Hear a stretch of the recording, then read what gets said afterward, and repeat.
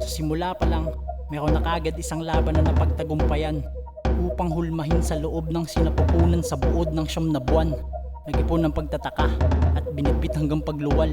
Ang kaluwalhatian ay nadama, lalo't higit ang pagmamahal.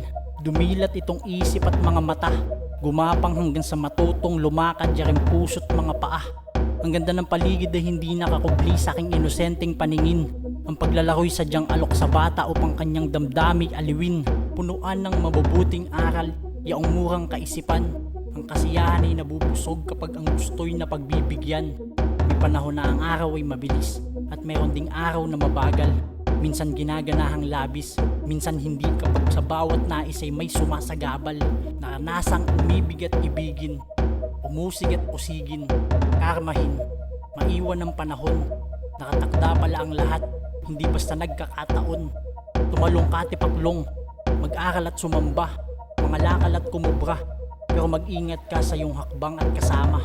Baka mapatibong ka, taob patibang ka. Kapag ang tadhana ay nagdadabog na, maaaring ang dinadaanan ko'y daanan mo din kasi merong ibang naunang nakadaan na. Ang nakaraan ay hindi nababalikan, ngunit maaaring tanawin maliban pa kung mapanlin lang ka. Ang utak ay nauutakan, ang puso ay nauuto, ang paniniwala ay nagkakamali. Ngunit ang isip ay nananatili at ang damdamin ay nasasawi. Ang mga kaibigan ay lumilipas, subalit hindi ang gusto lalo't hindi mo nakakamit. Inip, lungkot, galit at pag-ibig ang madalas nagwawagi. Kapag nagkakamali ay humihingi ng tawad. Kapag tumutulong ay kusa, hindi dahil sa bayad. Makulit na batang matino na itinuturing na may sayad.